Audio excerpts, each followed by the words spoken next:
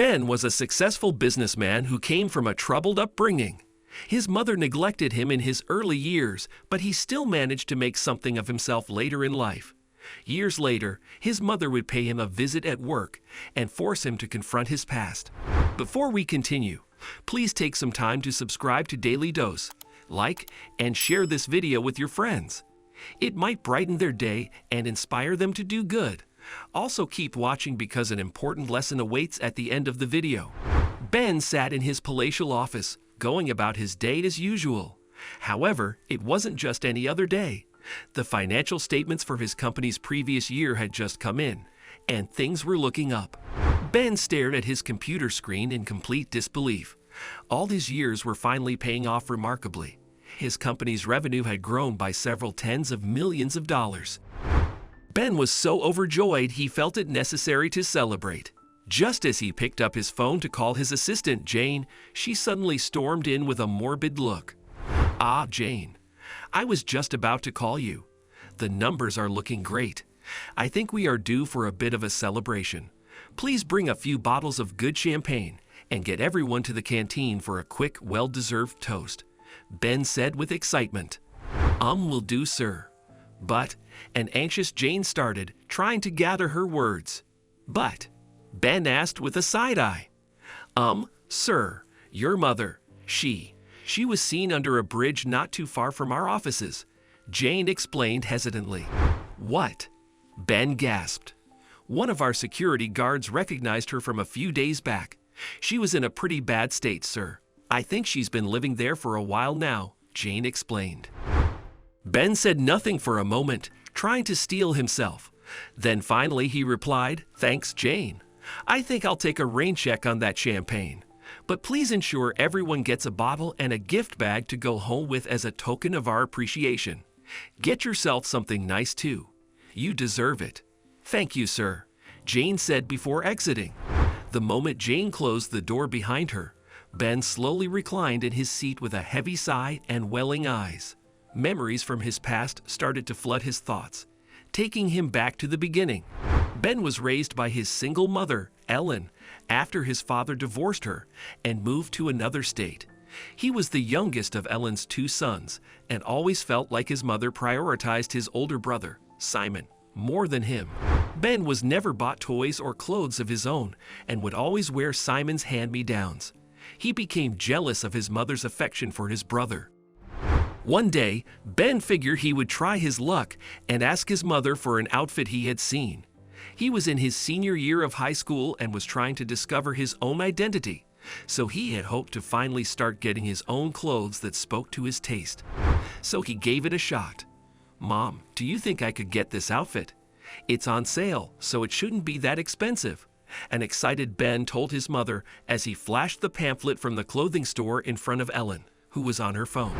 Ellen did not give it a single glance, rather eyeing her son with an acute glance of disapproval. "Get that out of my face," Ellen said coldly, sending Ben's heart sinking. "Do you think money falls off trees?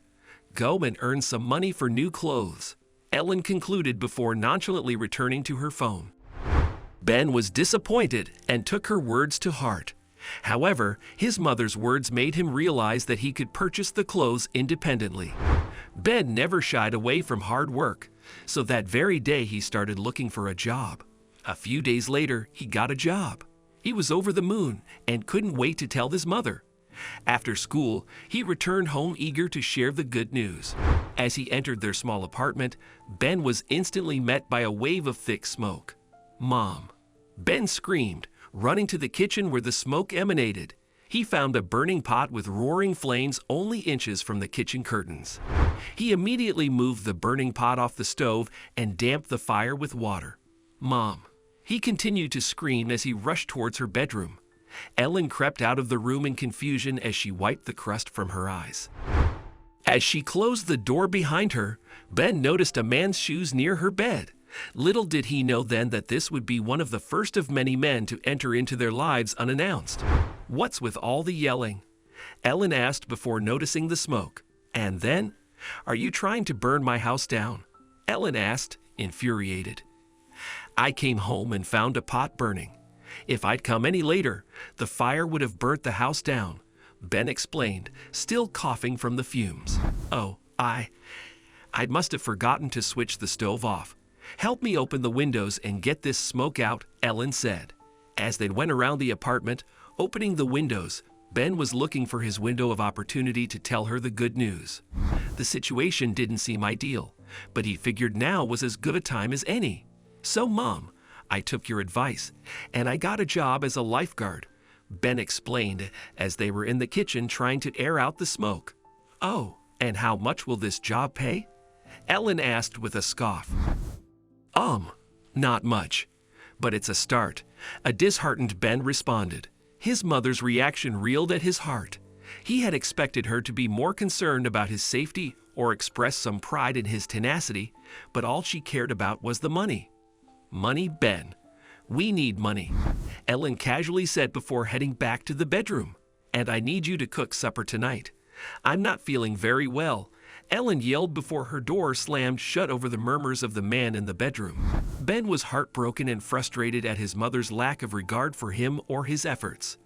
But he simply told himself all would be well.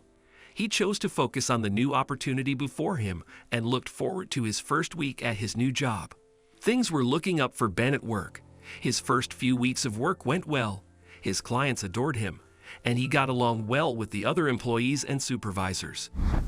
Ben's job had mostly involved him keeping watch over the swimmers and helping with setting up and clearing up at the sports club. However, one day, his lifeguarding skills were finally put to the test.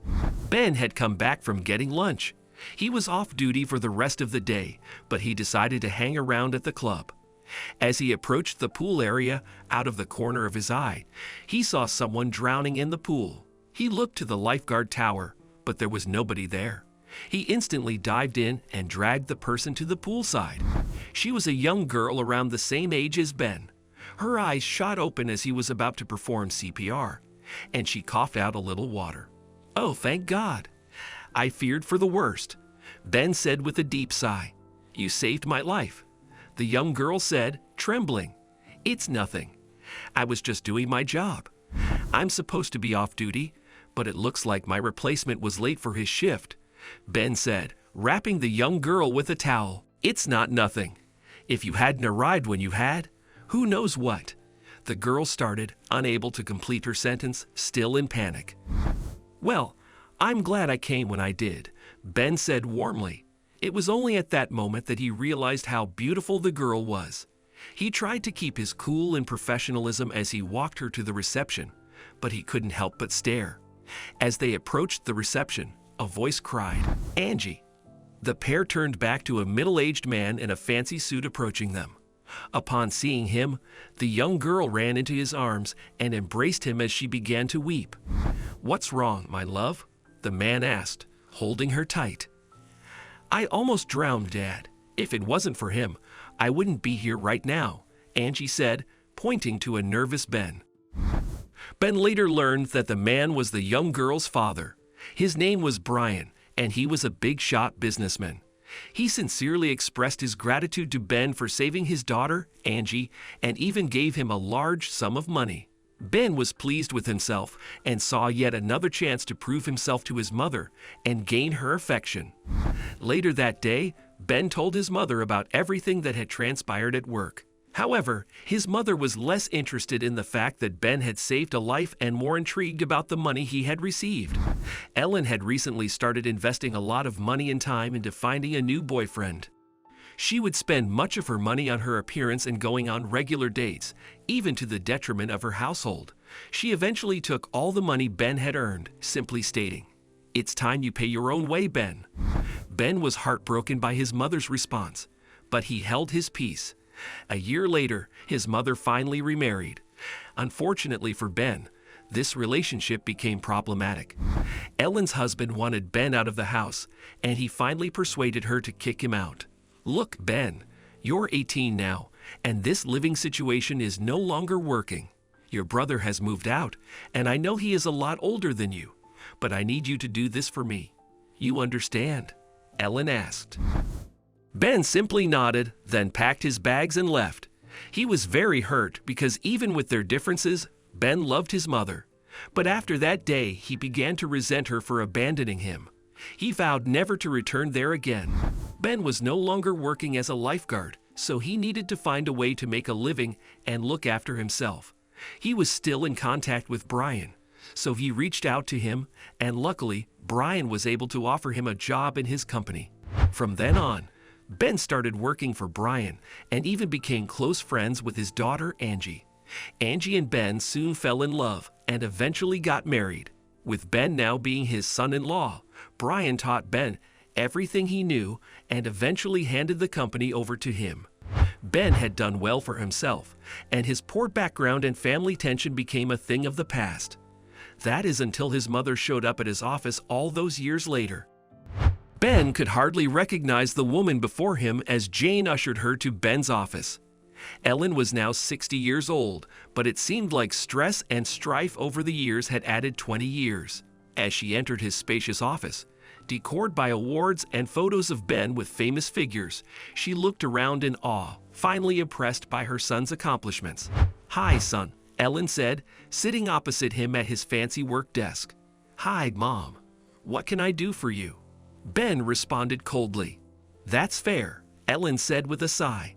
"Ben, I want to apologize," Ellen began, but Ben wasn't having any of it. "Listen, I'm in a bit of a hurry right now. This is not a good time," Ben said abruptly, getting up and heading for the door. "The security will show you the way out," Ben concluded as he exited the office, leaving a heartbroken Ellen. The security guards felt sorry for Ellen and helped her out gently. Ben headed straight to the bathroom and instantly burst into tears once he knew nobody was around. The whole moment was a little too surreal for him, and he hadn't realized just how angry he was with her for everything. Over the years, he had managed to shove those feelings so deep into the depths of his heart and mind. If he had stayed in the room with her any longer, he may have said things he could never take back. "It's better this way. No good can come from bringing up old wounds," he thought. And now, a couple of days later, here he was, learning that his mother was now homeless and lived under a bridge. A part of him still wanted to leave it all in the past, forget about her, and move on. But he knew he would never be able to live with himself, let alone sleep at night.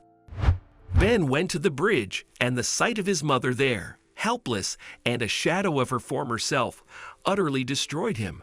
She sat there in rags, begging for pennies from everyone that would give her the time of day. She looked worn out, gray, and pale.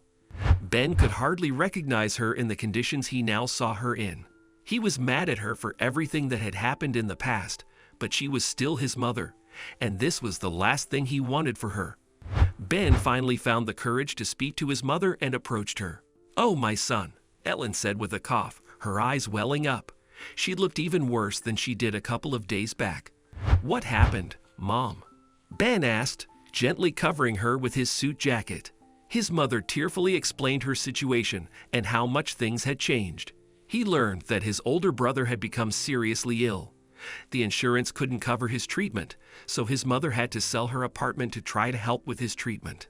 She eventually mustered out the courage to ask Ben for help, but after being rejected by Ben, she was left with no choice but to live on the streets. Ben began tearing up as his mother continued to explain her story. "I know I'm going through this ordeal because of my selfishness in the past. I'm here today because of how I treated you, Ben. But I've had some time to reflect over the years, and I've come to see my faults. I do not ask for anything for myself. I just want my children to be healthy. Both you and your brother," Ellen said, bursting into tears on Ben's shoulder. Ben was faced with a difficult decision.